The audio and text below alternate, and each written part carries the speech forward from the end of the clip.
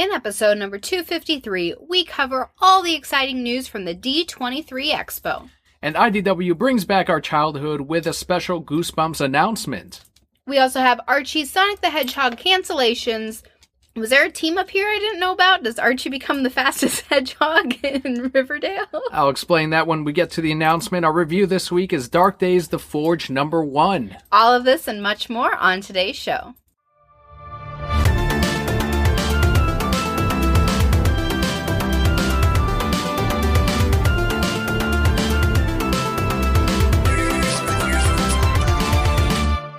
Hello and welcome to the Reasons I'm Broke podcast, bringing you the reasons we're broke, ranging from comics, movies, TV, video games, and more. I'm Kelly. And I'm Daniel. For those of you joining us for the very first time, welcome to the show. The way we format is first we start out with some news, ranging from all those things I just said, and we follow up with a comic book highlight of the week.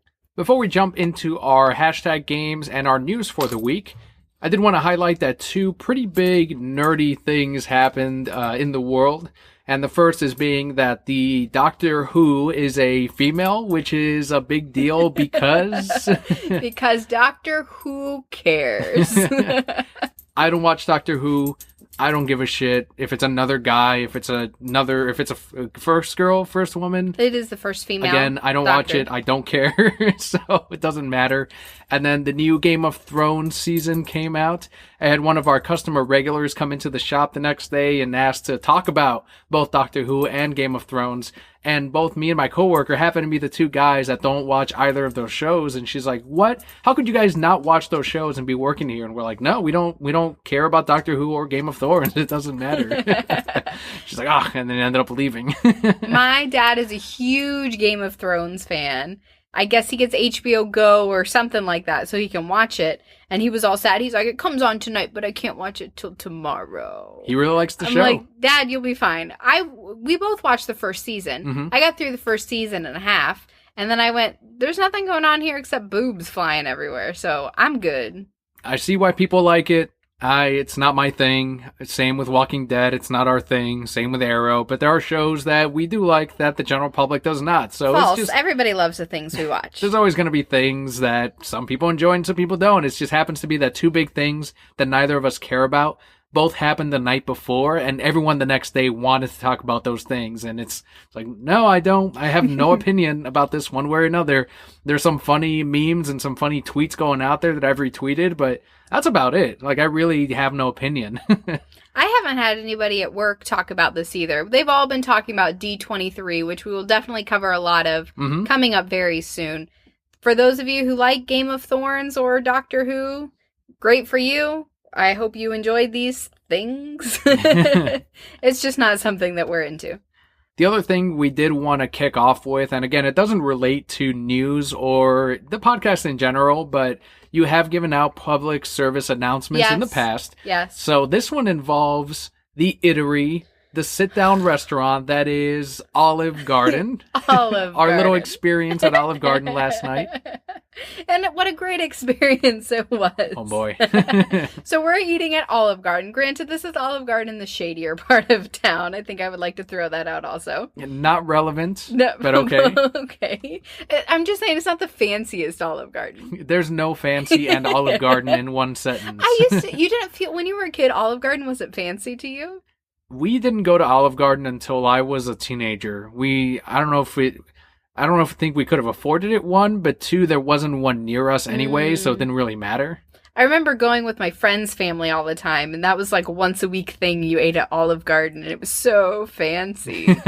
Because it was a nice sit down with the menus, and there was wine hanging on the wall next to you, and you're like, ooh, fancy. I don't know. I've always seen Olive Garden. What is this, the Bonefish Grill? I bet you even that one's not even like a fancy restaurant. No, it's really not. I've learned in my years that if you're not paying more than like $40 a plate, it's not considered fancy. So we will never eat at a fancy place. But this one actually has nothing to do with the service. Service was fine. Food was great. It's more about these fucking asshole customers that were in the booth right in front of us. This man first starts off, we are very hungry. I'm a pregnant woman. When I get hungry, I need to eat now or I will die. And we're waiting for our server, who is, of course, serving the booth in front of us. Mm-hmm. And he's taking 40 minutes to order his food. That's an exaggeration. It was at least 10 to 15 minutes to order their food. So was his lady friend, who was... This guy was probably in his early 60s, maybe late 50s. And then his lady friend was probably in her 40s. And I guess he was trying to impress her by showing off how much of a fucking dick he is to servers and managers. So he orders his drink, which is, and I quote, orange juice, grenadine, and a splash of Sprite, or some bullshit like that. And he gets that in one glass and his ice in a separate glass. And she orders something ridiculous. And they have to order an appetizer, their soup and salad that comes with their order, and then their entrees. And I'm going to assume that they ordered dessert as well. Because they're just assholes like that. So they wanted to get that for free, I'm sure. I'm They sure. only ordered it if it was I'm for free. sure. So they ordered their appetizer, and shortly after that, their soup and salad comes out. And the lady throws a big stink. Why am I getting this now? It doesn't come with the meal. No, ma'am, it comes with your food. Or, I'm sorry, it comes before your food. But I thought the appetizer came before my food. Well, yeah, that comes before your food, too. And you have it right in front of you. You're eating it. It's right there. It's right there. And then they got a shit ton of cheese on everything. They're probably constipated, too. That was probably part of the problem. So then they're enjoying their appetizer and their salad that they wanted with their food, but I guess I'll have it now. What a tragedy in their life. Right? I want their problems. And then the guy asked for 3 small glasses. And the server returns and says, unfortunately, the bartender can't give out 3 small glasses, but I can give you 3 plastic ones. Let me see your manager. God! It was also he can better mix his stupid drink. And I quote, the drink tastes better when it's mixed with glasses than with plastic cups. Was this some 1,000-year-old fermented wine? No, it was grenadine and orange juice and a splash of Sprite. Enough so that if they were to give him those glasses, he could then complain that the splash of Sprite wasn't the right ratio that he's particularly used to. Ugh. And at some point, while there's nobody at his table, he's complaining to his date, like, they must not know who I am. I'm like, no one gives a fuck who you are, sir. Yeah. Nobody, you are eating at the Olive Garden. Like, nobody cares who you are. Guy was fucking testing us like crazy. Really testing us. And I think it's worse because I used to be a server, and then you work in the food industry, so it's like, fuck you, man. Fuck off with your piece of shit. You're at, like you said, Olive Garden, all right? You are not anyone important. I don't care who you are. You're not that important. And you're not worth the measly tip that you're going to get, because they are not going to be big tippers. Nope. There's no way they were tipping. When they called over the manager, they talked to him for like 40 years about... And he started off the conversation with the manager of, oh, you remember me? Because I remember you from last time. And the manager goes, oh, yeah, like you got to do. You got to, oh, yeah, how's it going? You don't remember me. Don't pretend. He said that? Yes. What a fucking cunt. I'm like, oh, my God. What a fucking dickhole. Equal opportunity, everyone, just so you know. Even my insults are okay. And then why wouldn't they give me these glasses? Well, sir, it's a safety reason. We use those to distinguish with alcoholic beverages. We don't want a minor potentially drinking out of it, and then it looks like they're... I mean, I get it. We have the same policy at my work, too. That's what it is. Is it an inventory thing? He just told you what it was. Why would we need to inventory 3 glasses? You're not taking them home. And then I overheard him telling his friend, whenever a manager comes out and you ask him a question...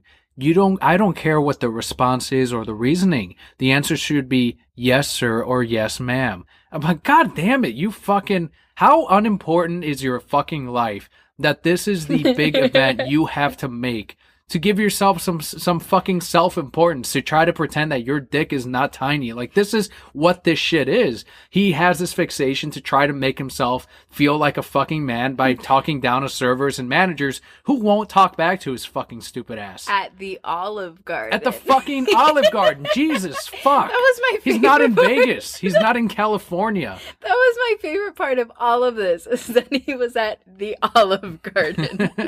All right, now it makes sense. He's at the shady part of town where there's a fucking Olive Garden. God damn it, you're not even near Disney or anything. Right. So we got some enjoyment out of it, at least, about being angry and sure. I got listening to this frustration, clip. but we were like, you said I got to tell this on the podcast because the Brokettes are gonna totally understand what a frustrating fucking situation this is. It drove me crazy, especially being a manager in food and beverage, because I deal with people like this occasionally too, where they come up and they just think they're self-important, and I'm like, oh my god, it's fast food. Like it's not the end of everything. It's food. Just treat people with respect, please, and don't act like you're so self-important and you need all these fancy things. And it was ridiculous. He was acting, like I said, in Gordon Ramsay, Puck, Wolfgang 5-star Michelin restaurant bullshit. And no, he was in the Olive Garden. He sure wasn't a fucking food critic, because no food critic is rating Red Lobster and Olive Garden and Chili's. No. So they got their stupid fried lasagna and their soup, and we left before then. We ate our meals completely and left before they even got their entrees, because they were even telling her what time to start their food so that they could get their entrees exactly when they wanted it, exactly when they needed it. Oh my god. So we left, and if we had stayed, I'm sure we would have seen them call back over to the manager and gotten their meal for free. Absolutely, and he did ask for something, and the manager was like, I'll see what I can do about it. I can't just comp every meal, but, I'll have to wiggle something around. Like, the manager was juggling, essentially, in front of them, and to the point where he was like, but he did it in such a way where it's like, I can't give you this, but I'm going to try, and I'm going to, to where when he comes back, he can probably tell them that he can't give them everything for free, which is what they wanted, I'm sure. That was the whole idea behind this, aside from self-importance. I have learned in my years, when people start doing this, you're going to just deny them, because yes, they'll come back again. Sure. You're going to give them free this time. They're going to come back again, but then they're going to pull the same shit and try and get it for free again. So why do I want your business anyway? Because you're just causing trouble. You're upsetting other people around you, clearly. I wanted to say something to the man. I kept it inside. But I wanted to waddle up there with my big pregnant belly and be like, you two are assholes. And, waddle out of there. And he would go, do you know who I am? And I would have been like, I don't give a fuck who you are. Nobody here gives a fuck who you are. You should have gotten real close to his face and said, you're fucking nobody. You're no one. You're absolutely nobody. Nobody. And his little dick would have gone, meow. It disappeared out of existence.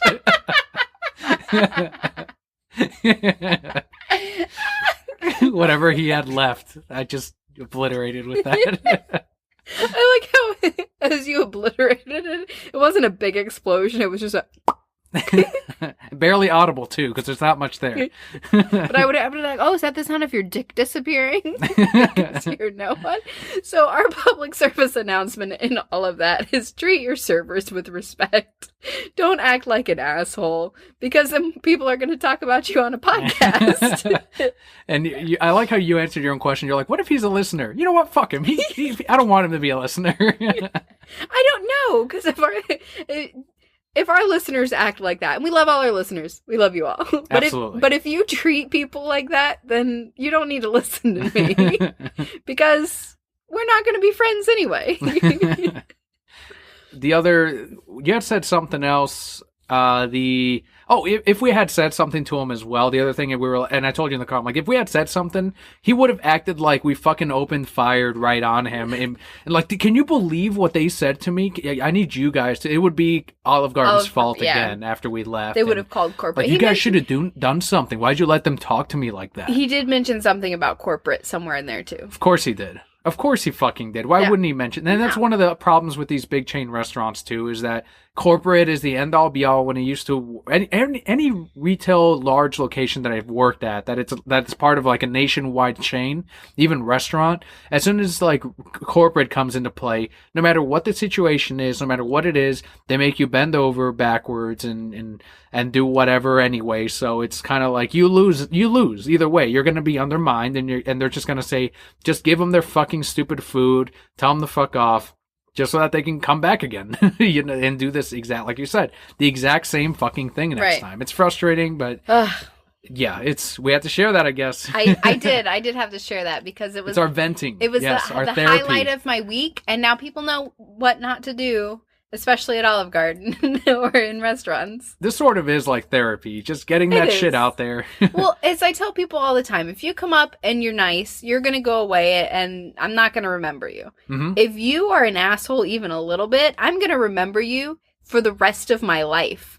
And then you're going to come back and be an asshole to me again, and I'm still going to remember you, and then you're not going to get what you want. So, on top of that, employees are more willing to do stuff for you if you don't immediately come in opening fire, if you're not an asshole. And I actually have a story about that, too. So, we had a problem with our system at work the other day where it wasn't taking a certain form of payment. And I was there when somebody tried to pay with that. And I said, I'm sorry, unfortunately, the system's down right now. We were comping meals at that point. Like, if that was the only payment you had, and you said, oh, I don't have anything else to pay with, okay, we'll take care of you. That's fine. Because it's not your fault that our system's down. Sure. But the first person I said that to, our system's down, they go, well, we don't have anything else. What do you expect me to do? This is unreasonable. And I was like, do you have another form of payment? We're just leaving. And they left. And I was like, bye. And it was probably a party of 8. It would have been a significant amount of free food. But I was like, bye. See, it doesn't pay to be a dick. Nope. Does not pay to be a dick. That was my PSA. I feel better now. Thank you. Before our news, let's go ahead and jump into what our broquette submitted for our hashtag games this week.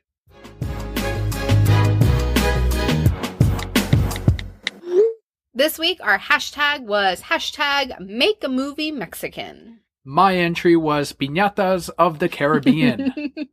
That can be a Pixar movie. That could. You already got Disney in there, and you just make piñata versions of all the pirates. You could have Jack Sparrow, and he could be a little sparrow. Like a piñata. Okay. Yeah, and you have Gibbs could be a pig because he was sleeping with the pigs. That's true. Yeah, absolutely. Will Turner could be a cat because he's a pussy. Jesus.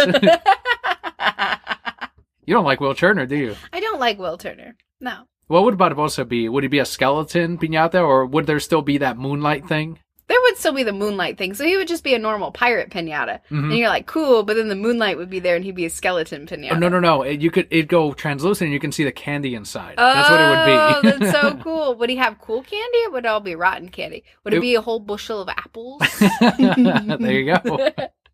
So we had a couple of entries from Broquettes. From Twitter user at SuperSideUp. That's from the SuperSideUp podcast. Matt has been on the show before. He had 2 submissions. First one was Big Trouble in Little Tijuana. Of course, a play on Big Trouble in Little China. Mm-hmm. He also had Tres Mariachis and a Baby. 3 men and a baby. Love that movie. The older one, not the remake. And there was that a remake? would also be, there was, I'm pretty sure there was a remake. And then there was also the sequel. No. But the 3 mariachis instead, hell yeah, that'd be way more entertaining. What about the 3 caballeros and a baby? Yes, that would be good. Donald Duck's still trying to pick up ladies, but he's got to watch this baby, and the baby's causing trouble. It would be the other 2, Jose Carioca and what's the Panchito? Panchito, yeah, they would be like, no, Donald, you have to come back and take care of the babies. And he's like, I can't do a Donald voice, but he would just want to try to get laid the whole time. And just be yelling. So would Jose and Panchito feel like they were like a little family unit? Like little yeah, gay yeah, there? That's right. Yeah. All just like Superman and trying to be with Batman. He does that all the time. Another entry here from Twitter user at Jersey Whisperer said, Mighty Morphin Power Rancheros. Go Power Rancheros. Whoa. I'm glad you left that in. Thank you. That's the most important part. Great entries. Thank you all so much for the hashtag and for participating in the hashtag games. Don't forget to follow us on Facebook.com/TheReasonsI'mBroke and on Twitter @ReasonsI'mBroke to participate, and we may use it right on the next episode. And now we can move into one of my favorite parts of the podcast, the news.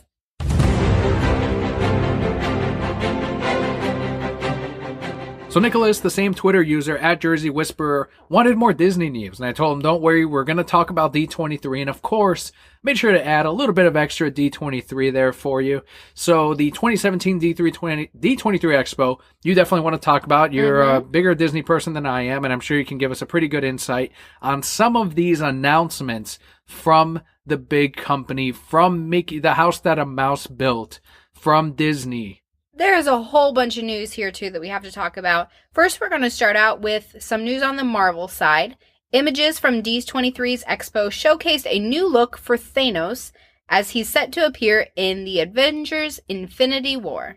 It was presented as a statue as done by special effects studio Legacy Effects. So you and I sat down before we recorded the podcast and we looked at what Thanos looked like in Guardians of the Galaxy and what he looks like now as represented in the statue.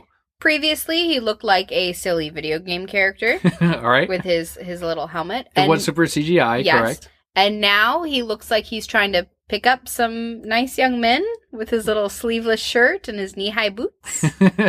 They're diversifying, Kelli. Okay. They're diversifying. Okay. It's 2017, all right? And his no helmet. He did ditch the helmet. I gotta tell you, he looks way better than he did. He does. Like, this is one of those cases in which sometimes the comic design can be improved upon. And yeah, he has like a sleeveless shirt thing. He's got the knee-high boots, which, all right, he does look more intimidating without the fucking helmet. You know who they're trying to make him look like?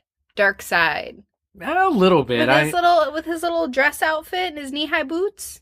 Except Darkseid... And without the sleeves, too. Yes. Doesn't Darkseid run around without sleeves? Yeah. Except Darkseid also runs around with no pants. It's just a dress and some knee-high boots. And sometimes he has the super tight shorts on the outside of his... Yeah.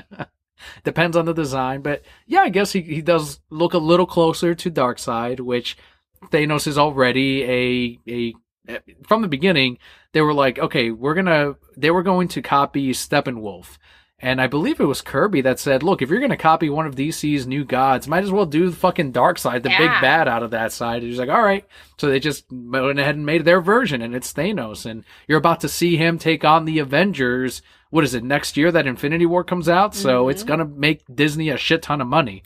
Not going to be as cool as Justice League taking on Darkseid, but, whatever. Holy fuck, man. I don't know. Are we going to see Darkseid in November before we see Thanos take on the Avengers next year? Is it going to be Darkseid versus the Justice League first, or Thanos versus the Avengers first? It's going to be Thanos versus the Avengers first, but you're going to see Darkseid in the Justice League movie. Even if he's just there for a second or a flashback or at the very end, he turns around, boom, and then cuts to black because the credits are over or something. You will see him. Is he going to take on the Justice League? No, because that needs to be a whole movie in and of itself. I agree, absolutely. The one thing that I was a little bit worried about and was thinking that maybe Darkseid was going to show up in Justice League was when they made the announcement, I don't know if you remember, about a year and a half ago, that they were going to split Justice League into two movies, which is what the initial announcement of Justice League Part 1 and 2 was. But then they went ahead and said that they just went ahead and merged it together and said, well, people don't want to wait to see Superman and then later on, maybe he's going to be around. They want to see him now. So that was one thing where I'm like, are they just going to throw Darkseid in this? I mean, if they do, maybe it'll work. I haven't seen the movie. I don't know what it is. And we've liked the DCEU movies thus far. But I do think you're right that Darkseid I think he does definitely deserve his own movie. I don't think Steppenwolf's going to be the first opening arc villain or something like that. It looks like he's going to lead an army down to Earth, and then when the Justice League are able to fight it back, Darkseid's going to be like, what the fuck is going on? I'm going to have to get my ass down there. Granny goodness, let's go. Can't fucking trust you to do shit. Gotta go take care of this myself. I need to see Granny goodness. She needs to appear in Justice League, and she needs to have a man's voice.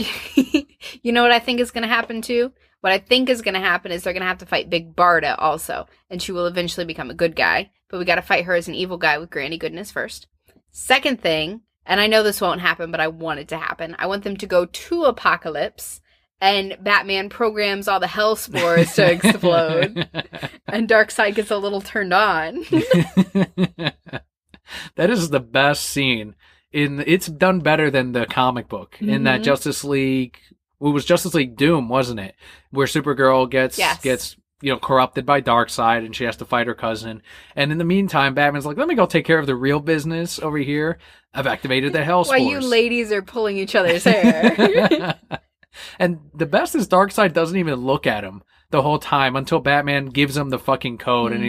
And that's when Darkseid turns around and he has Batman's. now he has Darkseid's attention, right? And it's like, who is this man? And that's when he gets turned down. Like, you dare? Oh my. He holds his robe a little bit closer. But he keeps beating him up because, like you mentioned before, he doesn't understand what he's feeling inside. And he feels like maybe he can beat it out of himself. But he's never felt this way towards another man. And, of course, it's Batman that brings it out of him. He's never felt this way towards anyone. Oh, that's true. This is the first time. It's not like Darkseid had some lady that he was in love with. No, there is a Darkseid's daughter. Was he in love with a lady? I don't know. No, he just, boing, boing. He's like the Zeus of Apocalypse. Yeah. He's just like, I got a need. Done. Whereas with Batman, he was like, what? Who? Oh my. I like how at the end he says, say it. Forswear Kara Zor-El. And Darkseid, well played. Lets him go. Like, he fucking, now Batman is respected by fucking Darkseid. Yeah, Batman's respected by everyone. One of my old coworkers, years ago, he hated that scene. He's like, he's a big Superman fan. And he's like, oh, come on. What? Batman can just do everything? It's like, yes, he can, of course. It's Batman. Fuck. God. Do you watch enough or read enough DC? He does this shit all the time. That's what Batman is. Getting shit done is synonymous with Batman. So Thanos. Thanos. We just talked about the better version of it for 5 minutes there. Yes. Thanos looks better. I'm glad that they made him look better. Mm-hmm. Hopefully they don't CGI the shit out of him so that he looks like a video game boss. It'll probably look like the Hulk. And people didn't have a problem with it, so we're probably one of the only two people that are gonna whine when we see it next year. If we see it next year. I really, I don't know. If I see it, I don't think I want to pay for it because I didn't like the last two Avengers movies. But I don't know, we'll see. Maybe if enough people want to hear us, most likely not give this a favorable review based on its track record. If you want to hear us give it a 1, then you can listen to our review. But speaking of the Hulk, the actor who plays the Hulk, Mark Ruffalo, is a silly pants. This guy where's his PR guy? Was he Nowhere. fucking gone at he was too busy looking at the theme park editions for Disney and not on Mark Ruffalo's ass. So he addressed the question of where is Hulk's standalone movie? Quote, I want to make just one thing perfectly clear today. A standalone Hulk movie will never happen. For some unseen reason, they, Universal, don't know how to play well with Marvel. They don't want to make money. End quote. Way to shut the fucking doors. All right. He's the head of the studios. Both studios, Universal and Disney. So he can make these fucking calls. Mm-hmm. He can say this shit. Well, later that night, Disney, there was that sniper red dot in the shape of Mickey ears right on Mark Ruffalo's head. And they made him tweet out the following on his Twitter account, @MarkRuffalo. Quote, I want a standalone Hulk movie. I know I said there wouldn't be one, but that doesn't mean there won't be one. Winky face. End quote. They got to him fucking quick. Yeah. Like that same night. So what the fuck are you doing? The fuck are you fucking saying? Give us your fucking phone. We're going to say shit. God damn it. Gotta clean up these goddamn messes. I would not be a good PR guy because I would be telling these actors the same fucking thing. And they'd be like, you gotta talk to me with respect. And I'm like, you gotta stop fucking talking. You gotta stop saying bullshit. Messing things up. Do you want to make money? Apparently you don't want to make money. Look, Disney and Universal have a fine partnership right now where from the beginning almost of this whole MCU thing, they said, yeah, you can use our Hulk character. I don't know about making another Incredible Hulk movie.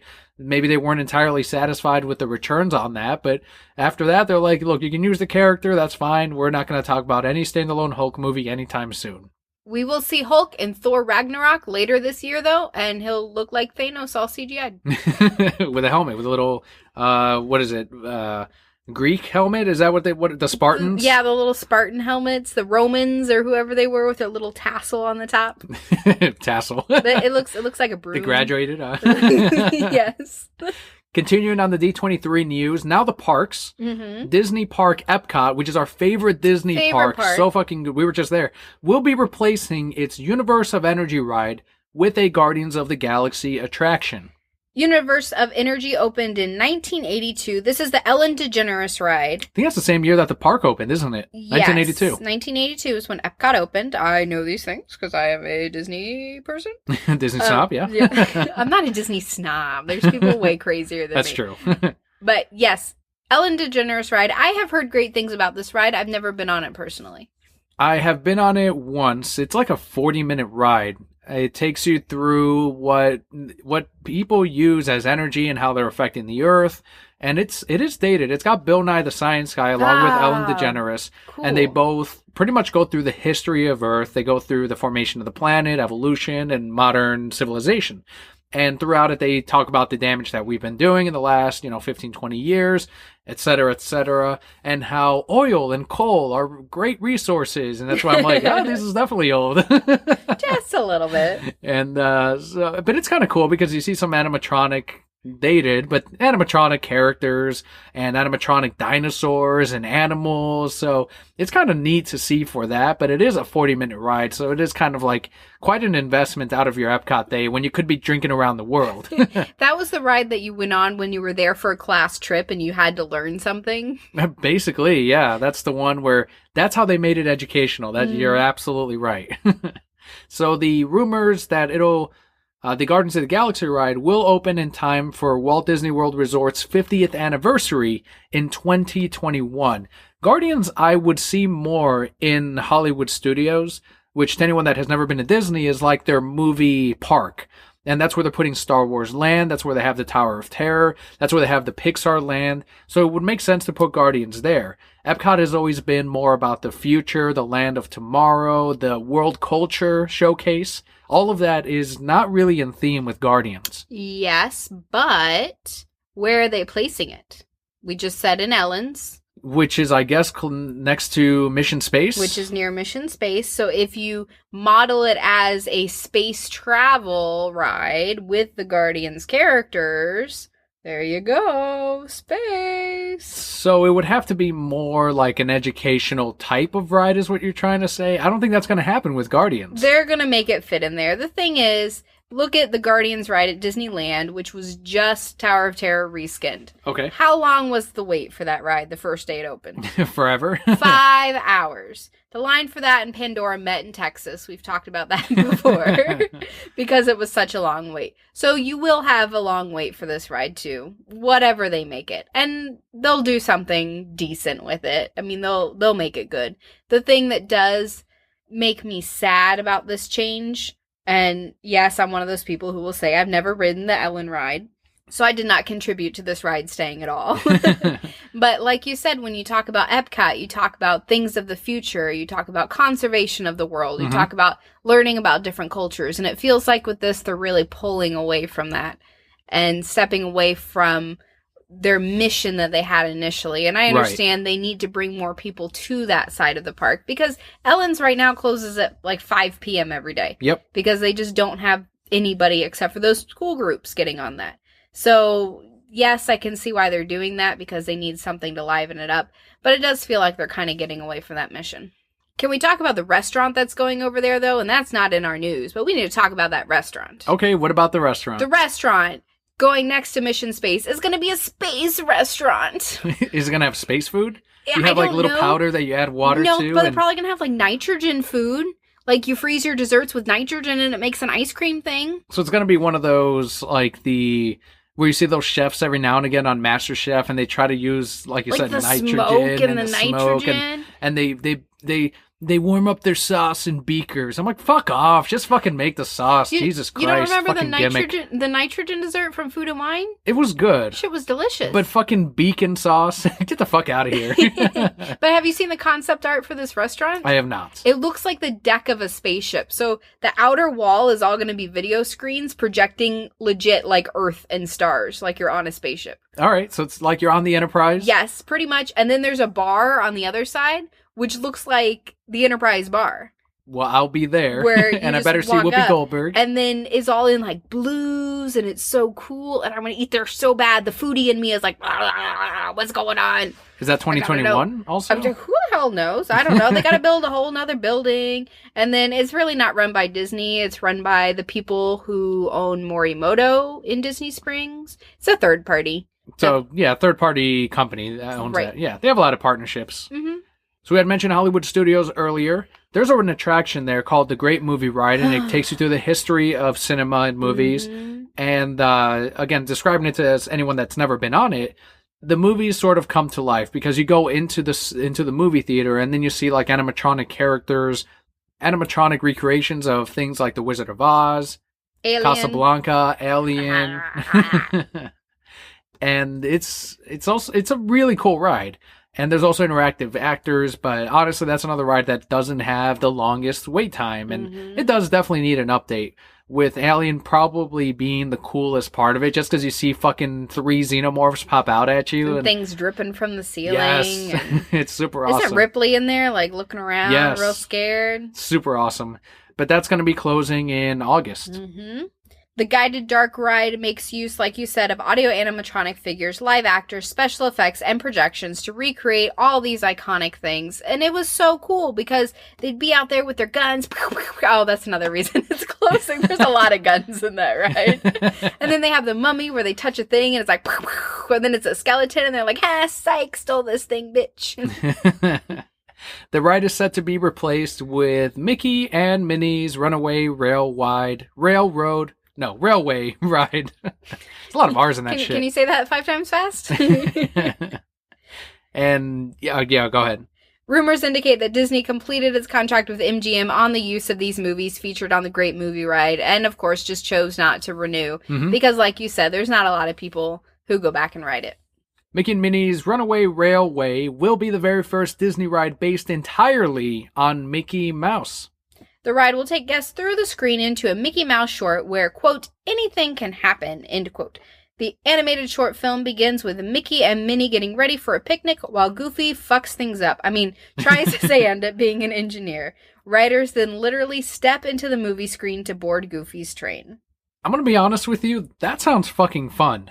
That sounds like a great time. If this is based on like the older Mickey Mouse cartoons, and we have seen a return of that, or even like the current Mickey Mouse cartoons, which are exactly like the older ones, in which they're a little bit darker, you do see Mickey Mouse getting hurt, and he's kind of a dick as well. So they're kind of going back to the origin of what Mickey Mouse's character was before they made him incredibly family friendly. So if it's anything like that, hell yes, count me in. Put in more animatronics, put in where you're in the movie, and I am absolutely all in on this update. Well, the concept art does show it's in that style of the newer cartoons that they're doing, which is based off the older ones. Awesome. With like the Pac-Man eyes. I can't believe you didn't look at any of this concept I saw art. the one concept art piece, but that could just be the opening, and it's showing you like the Steamboat Willie, and then they go to the modern shit. I don't know. I don't know what the ride's going to be. Nobody knows what the ride is going to be, but we will find out probably in time for the 50th anniversary as well. So we have some clarification on the Tron attraction that we had covered, I think, last week. The Tron Light Cycle ride will not be replacing Tomorrowland Speedway in the Magic Kingdom, which is another one of Disney's parks, their main one. That's the one that has Cinderella's castle. Instead, the roller coaster ride will be built slightly behind Space Mountain, and this is also set to open in 2021. So, if any of you are familiar with the park where the old smoking section used to be, that's where the ride is going to be built. It's going to be a fucking huge building. So big that the train has to go underneath it. Just to see the Tron light cycles and being able to ride them, and it looks like it's going to be an indoor attraction because it's a dark ride. It's got to be with all the neon lights. That is going to definitely compete with the with Space Mountain, which is already an incredibly popular ride.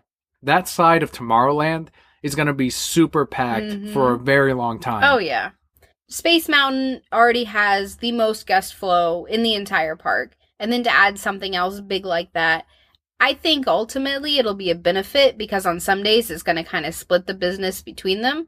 So you may not see as long of waits. In the very beginning, yes, waits are going to be astronomical for both of them. But after a while, once it slows down, it's just going to kind of split the wait between the two. So instead of having a 3-hour line for Space Mountain, you're going to have an hour and a half here and then an hour and a half for your light cycle. There you go. There's also, if you are staying at Disney, because most of D23, while a lot of it was the Marvel stuff and the Marvel Cinematic Universe, the big money maker are the parks and the rest of resorts and the future of that company. I mean, they definitely rely on the theme parks bringing in a lot of income and a lot of money. So if you are planning on staying at Disney, they also announced a Star Wars themed resort that is going to be joining Orlando's parks, complete with droid butlers. Droid butlers. The guest rooms will overlook the Star Wars Land additions and will include its very own entrance into the area. Ooh. Ooh, fancy. Concept art showed the Tatooine-style rooms, and they have, like, their robes on because they're Jedi, and you're seeing the Tatooine Park, and I don't know what the fuck it's called. Like, Star Wars Land, but it looks like Tatooine, right. So... it's a good idea. You can definitely do a resort based entirely on Star Wars. You can start doing resorts based on many of your properties. Like, I know they go generic and say, like, you know, the sports resort or the movies resort, but now if they start doing things like the Star Wars resort or like a Marvel resort, people are that's going to be a long-standing type of addition for the company. Things that I've seen too, and again, I haven't read this myself, I've just heard rumblings of it, is that the idea is to have actors in there the entire time, dressed up as these aliens or dressed up as the people that would have been on this planet. So as you're walking through the lobby, you're also interacting with people that would actually be there staying on that particular planet. People that try to kill you? You better watch yourself. Look out, little kid, I'm going to sell you to the slave trade. Whoa, calm Jesus down. Christ. Disney, what are you doing? But I heard that was the original concept for Pandora, is to have scientists walking around throughout Pandora. And I don't know if they just haven't gotten there or they had to scrap it for some time. But that's the idea, is to really immerse yourself into the world. So it's definitely not going to be a cheap resort. It will not be the All-Stars of Disney. It's going to be like the boardwalk of Disney. And as well it should be, because Star Wars fans will pay a premium to be able to stay in the universe that is Star Wars. I mean, imagine if they did like a Batman the Animated Series fucking resort. I'd be like, I don't care what the cost is. People break into our room at night? We get one of us gets shot. We get robbed. It's perfect. Sounds great. Fucking Gotham would be like, this is so great. Oh, God. Or Batman saves us. That'd be even better. That'd be the best. But then I'd be traumatized also, because Batman would interrogate me over some information that he would think I have, and I guess I would, because otherwise why would he interrogate me? So I'd give him all the info he wants. I wet my bed until I was 6. Sillies. So we talked about the parks. We talked a little bit about the Marvel movies. This last announcement, I did not see them making at D23. Can I sing the song while you talk about it? While I give you the headline? Yeah. All right, go ahead.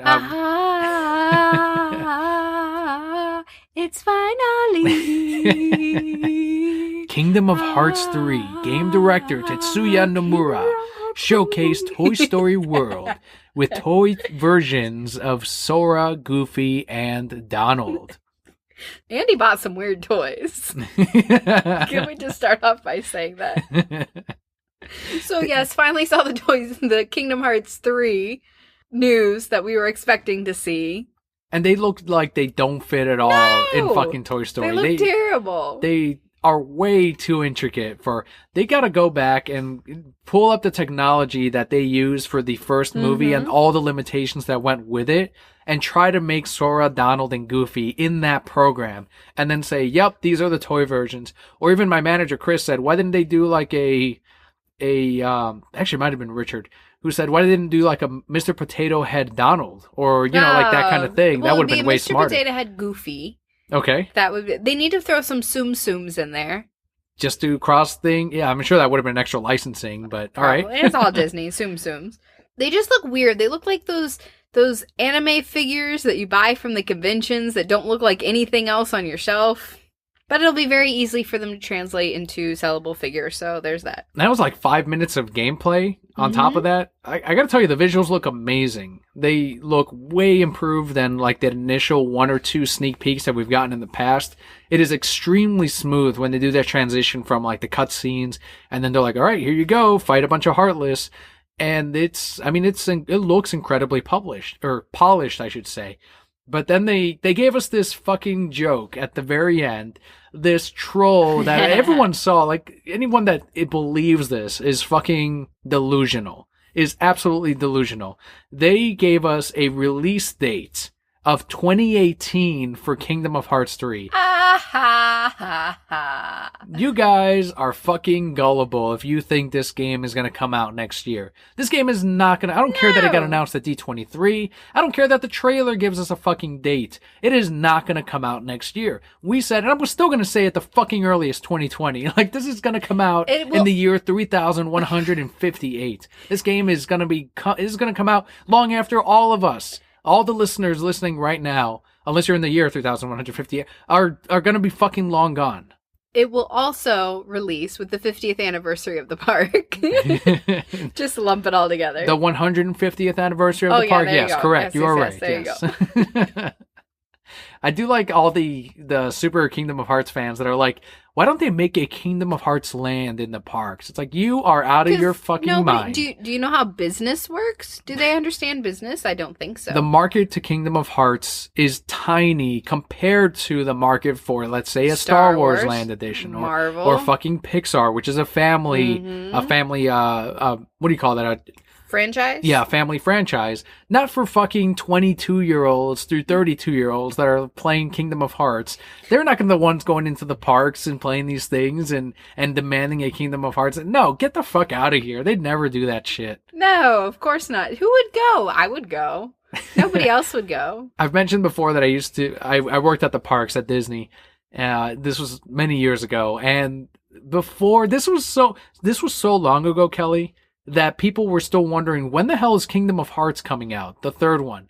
And I was sitting in training where they were telling us the history and the legacy of the company and the parks and the resort. And someone got up and they, okay, do you guys have any questions about, any things we covered today?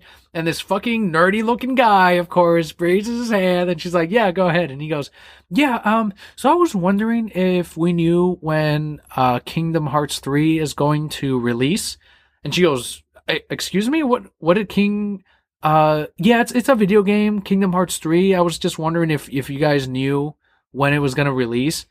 And she's like, no, we don't. And he goes, okay. And he sat back down. I was like, fucking Christ, man. Jesus. These are the parks. This isn't the fucking... We're not in Japan, dude. We're not in the offices of Square Enix. What the hell are you doing? Because the person giving this class knows all the things about all the things. Clearly. This beep goes out in the back where they're like, boop, boop, boop, boop, boop, boop. Someone asked about Kingdom of Hearts 3 again. Uh-oh. Shut it down. Pull him out of there. Get him out of there and make sure no one fucking sees him again. It's like, God damn. I'm just like, what a fucking place to ask this question, man. You're in Florida in one of the parks. There's no game development happening here. This is a trainer meant to tell you about the parks. Get the fuck out of here. This is a trainer reading from a script meant to tell you about the parks. Kingdom Hearts, get out of here. Well, maybe we'll see it in 2018. We probably won't see it in 2018. That's how thirsty these gamers are. They really want that third part. Yeah. They're willing to believe 2018. They're willing to believe anything at this point. I saw the one parody account of the head of Sony who said, oh, there was a typo in that slide. We meant 2018 days from now. So 10 years. 7 years. Sounds good. So that concludes it for our D23 news. Ton of Disney news. This is the Disney cast. And this is just what we covered from D23. There is much, much more that happened at D23. You guys are welcome to go and research it yourself. Look all that stuff up and enjoy. Let's head into what most Briquettes are used to, and that is the comic book news. According to a report by Comic-Con and ICV2, comic book sales grew 6% in 2016 compared to the previous years. Graphic novels, trade paperbacks, and hardcovers were the main source of increase, with comics and newsstands maintaining their numbers. We have a quote here from Milton Greep of ICV2 who said, "It's gratifying to see continued growth in the audience for graphic novels. This represents growth in the broadest part of the market, where increased variety of content is being found by new audiences for comics, including kids and women." End quote. This is great, because I remember a few years ago we were talking about with the rise of digital media and, oh no, is that going to affect this? Is comic sales going to go down? And we see that it really hasn't. And that's very encouraging to me. And I think a large part of that too is because they've released all these comic book movies. And you got great movies like Wonder Woman that make girls and women want to go out and pick up the comics and read more about these characters. And there's not such a stigma, I think, to being a woman who reads comic books anymore. Like, now you're cool. That's true. Do you think that the increase in graphic novels, so this is stuff like the trade paperbacks, the hardcovers, which are the compilations of the issues, are going to lead to sales for the single issues? Do you think anyone picks up, say, the latest trade of Saga and goes, you know what, I want to now read the individual issues, or are they just going to wait for the next volume? I did that with Saga because I couldn't wait. But I think there are some people where they would, I mean, it's 50-50 both ways. You're going to have people who are fine waiting 6 months to a year for the next trade to come out. And then you're going to have the people who want to continue the story right now and don't mind picking up those single issues. I will say from experience, I've had less conversions to the single issues than to the next trade. Like, I've had more times where it happens where I go, yeah, the latest issue's right here. We can track that. You know, there's only 2 issues that are going to be in volume 7. So we can get you the first 2 and the next one comes out next month. Or volume, 8 comes out in October. What would you like? And most of the time they actually go for the trade and they say, yeah, if you can just call me when number 8 comes out. So I think there obviously it does help in some way, even if it's in a small way. But it seems like most people that are strictly on the graphic novel side are more than okay than to wait for the next volume, almost like a subscription to the graphic novels. The downside to that, of course, is that you risk the series being canceled. They look at the numbers for the single issues right when they determine if a comic is going to be canceled, not at the sales for the trade paperback. If you wait for the trade to come out on a new series, by the time that trade comes out, that book could be canceled already. I don't got time to wait for these trade paperbacks. I got to know what happens now. We're the same way. Yep. Exactly right. But overall, very encouraging that it continues to rise, even if it's in trade paperback form. That's still something to keep the comic industry alive. So brand new series here to celebrate its 25th year anniversary. Shit ton of anniversaries. This is great. What a time to be alive. IDW Publishing will be launching a Goosebumps comic book title as an ongoing anthology. The first arc, titled Goosebumps Monsters at Midnight, will be written by Jeremy Lambert, who did Attack on Titan anthology, with art from Chris Finoglio. That's the coolest name ever. He should be a colorist with just Finoglio. I'm sorry, Chris Finoglio, who did the art on X-Files Origins. The first arc is actually 3 issues long, and it looks like each arc is going to be titled differently. So it makes it a little bit difficult for people that subscribe to the title because each one looks to be a separate solicitation. But I saw the cover and it looks like Slappy the dummy is controlling a couple of parents, and of course the kids are scared. I'm kind of going back and forth on this. Like, it's not by R.L. Stine, but that could be a good and a bad thing. Like, we've seen what he does with comic books, and like after that first Man-Thing issue, we ended up dropping it 2 issues later. I was just kind of like, you know what, Kelly, I think you're right on this one. Thank you. Right about everything. What I wanted to see was serious horror from R.L. Stine, just like those backup stories in those Man-Thing comics, because those were really fucking good. But instead, we're getting someone else on behind the wheel, and that's not necessarily a bad thing. Get some fresh blood on Goosebumps. Goosebumps number 1 is set to release on October 25th, right in time for fucking Halloween. I think if you're a fan of the series, you should definitely at least pick up the first one. Give it a chance. See how it is. It's always real easy to drop if you don't like it. But I know you are a huge Goosebumps fan. Absolutely. I love the new movie. I was not allowed to watch it. I saw the movie with you, but I was not allowed to watch it. Did you like the movie? I did. It wasn't good bad. Stuff. Mm-hmm. With Jack Black being Jack Black. Being R.L. Stine, and R.L. Stine being Mr. Black. Love that cameo. So that is not it for our childhood, Kelly. 90s Nickelodeon cartoon Rugrats will be getting an ongoing comic book through Boom Studios. Cool. Do. I can play that on the piano. That's the only song I can play on the piano, but I can play it. So we have a quote here from Boom President of Publishing and Marketing, Philip Sablik, who says, quote, "As longtime fans of Nickelodeon's innovative, outstanding programming, we couldn't be happier to kick off our partnership with the return of Rugrats.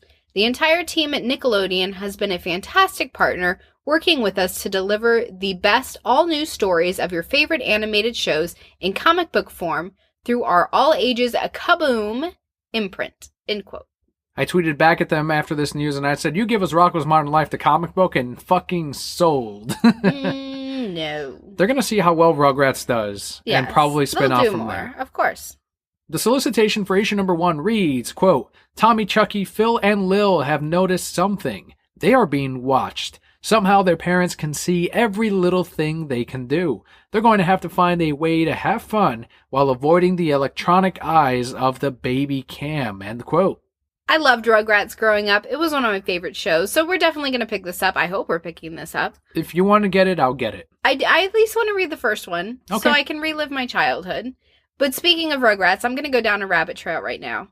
Have you ever heard that creepy fan theory about, like, all the babies are really dead? Yes. Oh, man. I thought I was going to educate you. Well, maybe they haven't. Maybe the listeners haven't. All right. So I had to look it up because I didn't remember all of them. But the creepy fan theory is that the Rugrats were really a figment of Angelica's imagination so that she would have somebody to play with. So Chucky died along with his mother, and that's why his dad is a nervous wreck all the time. Tommy was born, but he was a stillborn, and that's why Stu is always in the basement. Fuck, man. This is creepy, right? That's why Stu's always in the basement making kids' toys, because his kid wasn't really born. The twins, Phil and Lil, also were miscarriages, and that's why they're Phil and Lil, because they never found out the sex of the baby. So she just, like, theorized both of them up. I was like, whoa, who thinks of these things? Who watches that that little show and goes, you know what? I bet this is what happened. I'm like, no, they're just in their diapers like Indiana Jones going off and running from things. Yeah, that's definitely a creepy theory. Yeah. But Jesus, man. People can't just leave it alone. Nope. They can't just leave it alone. I love reading fan theories, though, because I read them and I'm like, y'all crazy. So we got several news stories. Today's going to be a longer than normal episode. I hope the Brokettes do not mind. More comic news. You had mentioned Archie and Sonic the Hedgehog. So to answer your question real quick before we go into it, Archie Comics is a publisher. Oh. They do Betty and Veronica. They do the comics. They do Archie. They do Riverdale. But they also did the Sonic the Hedgehog comics. Well, thank you for clarifying. I would assume that if Archie Comics published anything, it would have been Archie. But I just didn't even know they were a publisher. I thought Archie was published by some big another person in the sky. And how did Archie go from Archie to Sonic the Hedgehog? I'm very confused. So they, like I mentioned before, they're a company. Think of Archie as just a company. So they have a partnership with Sega to publish the Sonic the Hedgehog comic books for them. So every Sonic comic that you see out there, I've got a couple, I'll show you, have the Archie imprint on the left-hand corner. So normally where you see the Marvel or the DC or Boom or Dark Horse or Valiant, you'll see Archie Comics and then just the Sonic the Hedgehog title on top. So all of that is all published by Archie, and it's in partnership with Sega. They have a contract every, X amount of years, and then from there, they choose to renew it, or in this case, not renew with Sega. We do have a quote here from their social media account. Quote, after 24 years of memorable storytelling, Sega of America will conclude their Sonic the Hedgehog publishing partnership program with Archie Comics. This does not mark the end of Sonic in comics, but signifies Sega of America's decision to take a different direction for the series that will be announced at a later date. Sega would like to thank Sonic's amazing fans for their loyalty and passion over the years. Sega looks forward to providing more information soon. End quote. So what it comes down to is it wasn't selling like what Archie wanted to, and it wasn't worth the price of re-upping with Sega again. And it's true, their comics, they have sold way better, 5 years ago than they did, did recently. Yeah, I had some subscribers that would be down for, every cover or they wanted every Sonic issue, but they have been dwindling more and more over the years. I don't know if that's a product of the games, getting the bad reputation of not being as good as they used to be, or the fact that maybe the comic itself was dipping in quality. Who knows? I know the last big event that they did was the Mega Man Sonic the Hedgehog crossover, which definitely brought up sales. There was definitely a spike, but they didn't maintain them. And they did try to do comics for like the Sonic Boom series, which did okay, but aside from that, it probably was costing Archie way too much to have this contract with Sega, and they said, fuck it, we'll just end the contract here, and now Sega's open to who wants to pick up the comic. And I don't think they're going to start with the latest issue that would have been published. I see a reboot of the Sonic franchise. I definitely agree. I think that's the way to go. Because right now, I didn't even know there was a Sonic comic book. They definitely need something to get the word back out there, to start something new, to get more people back on it. When the comic returns, I don't think it'll be one of the big two picking it back up. I'm more inclined to believe someone like Boom or Dark Horse picking up the contract for Sonic the Hedgehog. Mm-hmm. And I think, maybe it is exactly what they needed. As you said, they needed to have a fresh start, a reboot, and have a new number one that the fans can, get back and get behind. If they can somehow mark it in time with Sonic Mania, for example, then great. But if not, if they need to take their time, find the right publisher, find the right story, find the new art team, then, launch it next year and make sure it's a strong launch after that. They should do a crossover with Sonic and Archie now that they're not with them anymore. I said on Twitter that they should do DC Comics. There's your opening right there. Do Sonic and the Flash. Do a crossover there. No. DC Comics just did all those crossovers with Looney Tunes.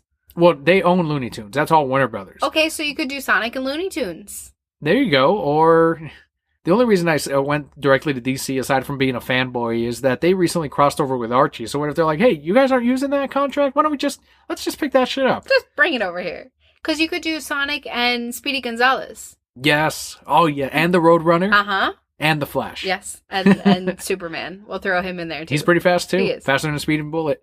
Not faster than Flash. So Dan Slott, and we've got Marvel news. One of our favorite comic books from Marvel. It is actually our favorite comic book from Marvel. Yes. Writer Dan Slott and Mike Allred have taken another delay on the Silver Surfer ongoing series. So Silver Surfer number 13 was set to release last week, but is now scheduled for August 9th. Marvel did not solicit Silver Surfer on September's release, and number 14 solicit reads, quote, one final trip around the universe, end quote. I'm gonna cry. They can't do this to me. Dan Slott already said that it is coming to an end. No. On the Word Balloon podcast, he said that it was all his fault as far as, like, the writing, and then Mike Allred's actually like, no, I'm the one who's behind on the artwork, so it's probably Mike Allred, and it's probably the artwork that's lacking or that's falling behind, but honestly, if it's not costing Marvel that much, and I'm sure Dan Slott's not charging a premium to make the comic, because he's been wanting to do this from the beginning. He's famous for saying that they would not let me write a Doctor Who comic, so I'm doing my own with Silver Surfer, and it's basically Cosmic Who. And it's finally, I guess, coming to an end, where he's finally saying, let's just go ahead and wrap this story up, and that'll be it for the comic. But I love this comic so much, and it's so good. It's the best stuff they're publishing. And Dawn and Silver Surfer and their little silver-haired baby. I don't know if we'll see the baby, Kelly. No, but I want to see the baby. You saw the baby in the first issue. But I want to see more. Why does he have silver hair? That's because the one thing his that... dad has silver hair, doesn't he? No, he's bald. He's infused with cosmic power. So he's got to have the silver hair. Maybe he was silvered up when they made that baby. You don't know. That'd be kind of cool if he had the Silver Surfer silver powers. Yeah. Hell yeah, that'd be amazing. No, that'd be terrible. Like, that'd be great. You're trying to take care of your baby and he's flying around, blasting things. Cosmic God, rays. I can't. I can't wait to see how this ends. It is their best run in recent years. If you guys haven't picked this up, you definitely need to. Is there a trade? Get the there trade. There are several trades. Get all the trades. This was great. It's a wonderful love story, but there's also action. There's some really deep stuff, too. Yes. We just went through, like, some really emotional stuff. So, yes, definitely pick this up. Final bit of news this week, and it does involve the live-action The Batman movie. The Batman director, Matt Reeves, has stated on MTV's podcast that he will not be using the script penned by Ben Affleck and Jeff Johns. Why? Yeah, that confuses me too. It's fucking Jeff Johns. Yeah. It's Jeff fucking Johns. Yeah. Use the script. Use a portion of it. I actually, so that's my first question is why is he not using it? Second is, since when does MTV have a podcast? Right? I don't know. What is MTV becoming? Anything. Like they're no longer music television, so they're just branching out into everything.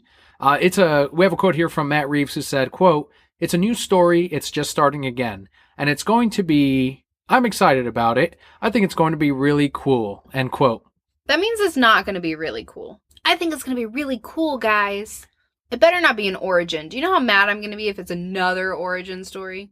I wouldn't mind another. I'll watch Batman Origins for till the end of time. I'm not a whiner about that. But Matt Reeves, he's actually said that he wants a 3-part story to this. So he wants 3 films. Obviously, he wants a long-term contract.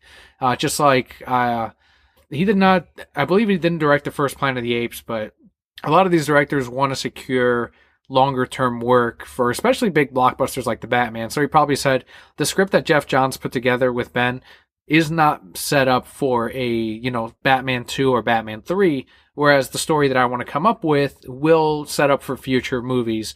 And, that could be why. And who's to say that they won't use some elements from the original script? We have no idea. But the original script from Affleck and Johns did have Deathstroke as the main character, or at least a major character, with Joe Manganiello set to play Slade Wilson. Reeves' vision for the Batman includes a noir-driven story told from the point of view of Batman. No theatrical release date yet for the Batman, and this is as of before San Diego Comic-Con, so maybe next week we'll have a date. But it is going to be a detective story for the Batman, which we haven't really seen too much of in the past. It's mostly been, very action-driven or very Batman behind, 1 or 2 steps behind the Joker, but never something where he's investigating the whole time, like Mask of the Phantasm, for example. But it's Jeff Johns.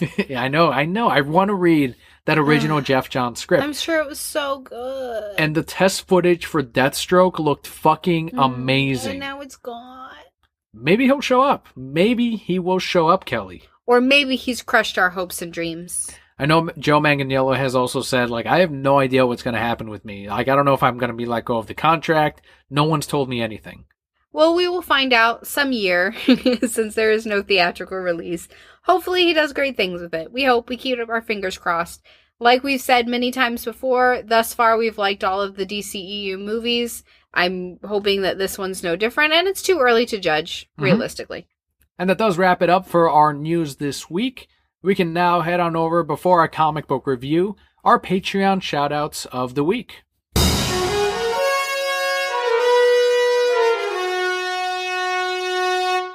This week, our shout out goes out to Christian, whose Twitter handle is @Rocketman_131. So Christian recently retweeted our Podcast Awards nominee call out for the rest of the listeners on the People's Choice and Game/Hobbies. So huge thank you, Christian. And he also wants to see Spider-Man involved somehow in the Venom and Black Cat Silver Sable movies. So it's hopefully it happens, Christian. Hopefully we do see Tom Holland's Spider-Man show up in the new Sony Spider-Man spin-off films. And thank you so much for your Patreon support. If any of our other listeners out there want to jump on the Patreon bandwagon to get your shout out as well, you can head over to patreon.com/thereasonsimebroke for as little as $1 a month. That's 25 cents an episode, sometimes less when there are 5 Sundays in a month. That's right. You too could have your shout out. And if you head on over to patreon.com/thereasonsimebroke, on the homepage portion of it, on the overview, you will notice some brand new artwork from Twitter artist @Ryan Gillese. That's spelled Gilleece. I also made a post about it on Patreon, so if you head on over there and click on posts, you will find a link to his Twitter account.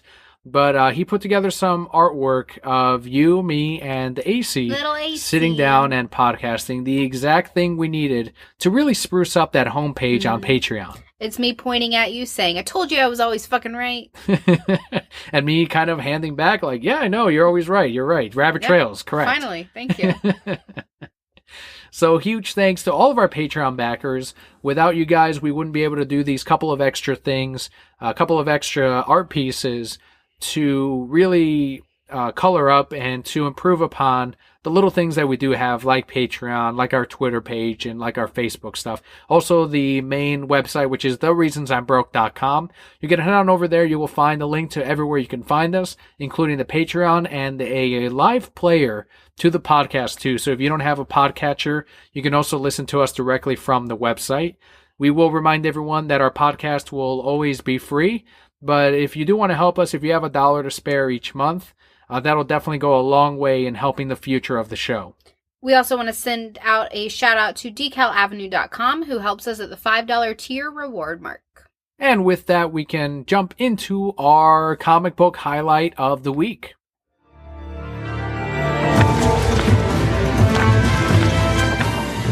This week, we are reviewing Dark Days, the casting #1. This is a one-shot. It's written by Scott Snyder and James Tynion IV, with art by Jim Lee, Andy Kubert, and John Romita Jr., and colors by Alex Sinclair and Jeremiah Skipper. If I could describe this book in one word, it would be a little word, and that word is, because I was very confused.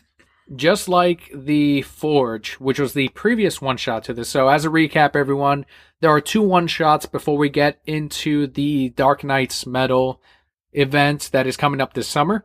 Next month, actually. And they were super confusing about it because none of the even the title doesn't, unless you look at all 3 titles back to back, you don't really know what the hell it's about. It's called Dark Days The Forge, Dark Days The Casting, and then Dark Knights Metal. And yeah, when you look at it, Forge, Casting, and Metal, it makes sense. But to most subscribers or even the casual reader, they don't see that back to back like, someone that's studying up on Newsarama every day or someone that works at a comic shop. So it was something that there should have been a metal in the title somewhere for these 2 one-shots. So because of that, shops under-ordered, and they went out of print, and now they're second prints, so it doesn't matter. Just like the first part, which is The Forge, the casting has some very deep cuts to DC's history, to the history of Hawkman and Hawkgirl, to even as recent as the New 52 with the metal tooth that was stuck in Dick Grayson's mouth. Every bit of metal from the DC universe in its history is involved in some way in what this event will be. Different immortals, as they're called in the issue, are playing into what is opening this dark multiverse where I guess there's different corrupt versions of the Justice League and that they're all sort of Batman. And in the casting, they hint at the war between birds and bats. So that probably has to do with this corrupt version of Batman and Wonder Woman and the Flash, all of them which are Bat-inspired, going up against, the past versions of Hawkgirl and Hawkman and the Thanagarians. I won't say that this is a bad book, but I don't think this book is geared towards me. So I've said before on this show, I don't particularly like it when the DC universe gets all into the mysticism and the magic and other things like that. If you travel to another universe because of science, that's cool. I ain't got no problem with that. Batman builds a cool machine and science. But this has a lot of magic undertones into it and a lot of background that I don't think was handled as well as it could have been when they pieced this together. And so for me, I understand where it's going, but I was a little lost, and it felt a little too overwhelming for me to follow well enough to really appreciate this book. For most readers, they will have to, there's going to be things you miss. I don't care how long you've been reading DC Comics. There are going to be some some references that you're going to say, I can't quite recall who that is referencing. And then you'll have to look up a guide or there's probably by now several articles or several YouTube videos breaking it down panel by panel and saying, okay, this is referencing, Vandal Savage or Etrigan the Demon. And this is one of those where, you really gotta know your DC history or DC stuff to truly appreciate every single aspect of it. That being said, I do think that Metal is going to be a more user-friendly experience for everyone. This setup is just incredibly heavy and incredibly driven on the legacy of DC Comics, which is exactly what people wanted, right? That was the whole why DCU was a failure, 2-3 years ago before they did DC Rebirth.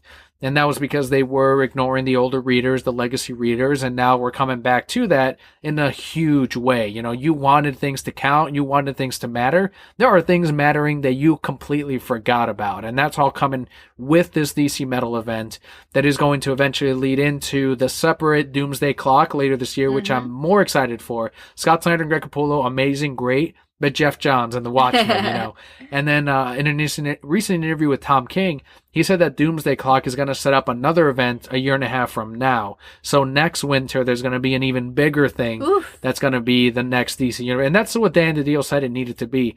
They needed to plan many years ahead of time so that the pieces all fell into place and so that the readers were engaged in every single event and in every single story. He said that the events have to matter, and this is how they are mattering. And you are seeing the payoff from things that started way back at the beginning of Rebirth. I always think that stories come out better that way if you do that too, because you have a set plan of this is where it's going to go, not just making it up as it go along. And I think we're going to see much better things come to play because of that. Stronger stories that's going to keep DC in the #1 spot like it has been, beating out Marvel because of this action. This is why Jeff Johns' Green Lantern 1 was so fucking, successful and to critical acclaim. 9 years of long-term planning for Jeff. And finally, with that final issue, I think it was Green Lantern number 20, where he said, this is the end. This is where my run ends, and this is where the characters are going to end up. And this has all been the story of Sinestro. And here's Sinestro's little finger. And now he's doing the same thing with the full DC universe and the Doomsday Clock. So if metal isn't your thing, you've got the other event, which is Doomsday Clock coming your way. So it's just great stuff. I mean, this is... what it sounds like and how Tom King described metal is it's Batman riding dinosaurs and some crazy action in there. So I'm like, fuck yes, Batman riding dinosaurs. What a time to be alive. Who alive. doesn't want to read that shit? I want to read it. So if you can pick up a copy of the casting, like I said, there are going to be second prints coming. Definitely check it out because this issue, more than The Forge, is more important and gives you the answers as to, okay, this is why Batman was investigating. This is why the Joker is trying to stop the Batman, and in a twisted way, the Joker is the good guy in the story. And now we see the payoff of, oh shit, Batman kind of fucked up, but he's going to fix it. He's going to have a contingency plan. You're fine. We're all good. He's already fixing it, I'm sure. So that is our highlight for Dark Days, the casting #1, which is again a one-shot, and the rest of our podcast for the week. Just an announcement. Next week, we will have a guest spot on. It's Al, whose Twitter handle is @SwordfishShow. He is a longtime listener, longtime broquette, longtime friend of ours. So we get to have a great podcast with him next week and talk about lots of fun things. That's right. We weren't able to have a regular show for you all next week, so we recorded this episode ahead of time just so that there is some content out there for all of you. And we definitely hope you enjoy this interview with Purple Swordfish. We go into a lot of the aspects with YouTube gaming, and we keep it really loose. You know, we go back and forth on different things, on Mrs. Doubtfire at one point. So it's a very fun episode, and I really hope you enjoy it. But aside from that, we hope you enjoyed today's episode. If this is your first show, thank you so much for tuning in. We hope you subscribed. We hope you found something in the episode of worth to you on today's show. And aside from that, you can find us on, once again, thereasonsimbroke.com. And on Twitter, we are @reasonsimbroke. @PalpaKelli. And we will see you next week with our special guest, Purple Swordfish. Thank you so much for tuning in. I'm Daniel. I'm Kelli. See you next week.